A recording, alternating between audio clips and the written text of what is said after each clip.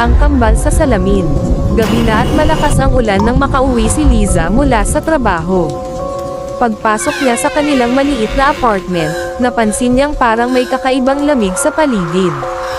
Tahimik ang buong gusali, tanging patak ng ulan at mahihinang ugong ng hangin ang maririnig. Habang nagbibihis, napatingin siya sa salamin na nakasabit sa kanilang sala. Sa unay sarili lang niya ang nakita, pagod at basang-basa.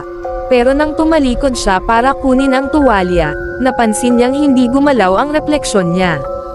Nanlaki ang mga mata ni Liza.